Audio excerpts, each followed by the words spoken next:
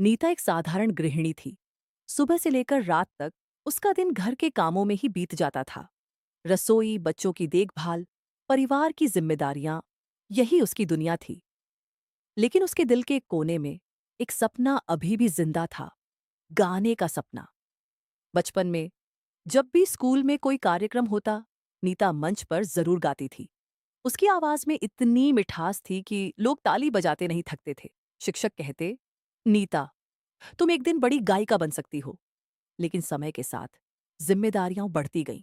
शादी हुई, नया घर, नई जिम्मेदारियां, और धीरे धीरे उसका सपना पीछे छूट गया। कभी कभी जब वह रसोई में काम करते हुए धीरे धीरे गुनगुनाती, तो खुद से ही कहती, अब इन सब बातों का क्या फायदा, ये सब तो बस बचपन की बातें थीं। एक दिन उसकी 12 साल की बेटी ने उसे गाते हुए सुन लिया। वह दौड़कर आई और बोली, माँ, आप इतना अच्छा गाती हो, आपने कभी स्टेज पर गाया है? नीता हल्का सा मुस्कुराई और बोली, बहुत साल पहले। अब वो सब नहीं होता। बेटी ने मासूमियत से कहा, क्यों नहीं होता? अगर आप चाहो तो सब हो सकता है। आप कोशिश क्यों नहीं करती? ये शब्द सीधे उसके दिल में उतर गए। उस रात वह सो नहीं पाई।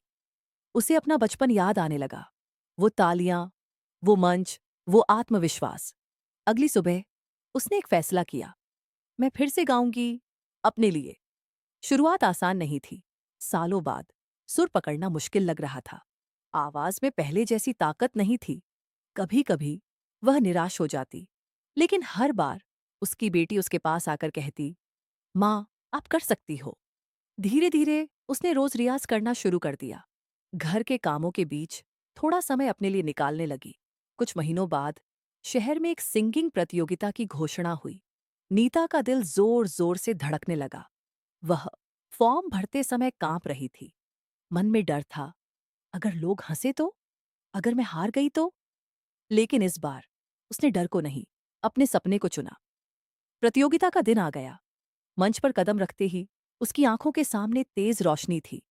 दिल की धड़कन तेज थी, हाथ कांप रहे थे। लेकिन जैसे ही उसने गाना शुरू किया, पूरा हॉल शांत हो गया। उसकी आवाज में सालों का अनुभव, त्याग और भावनाएं थीं। लोग मंत्रमुग्ध होकर सुनते रहे। नतीजे आए।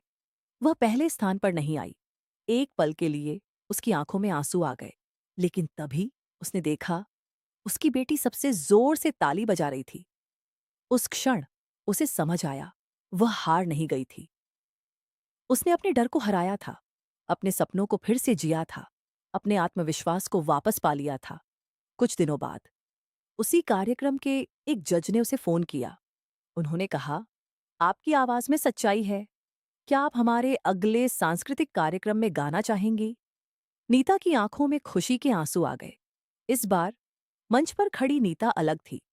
अब वह सिर्फ एक गृहिणी नहीं थी, वह एक आत्मविश्वासी महिला थी, जिसने अपने सपनों को फिर से जीना सीख लिया था। उस दिन उसे समझ आया, सपनों की कोई उम्र नहीं होती।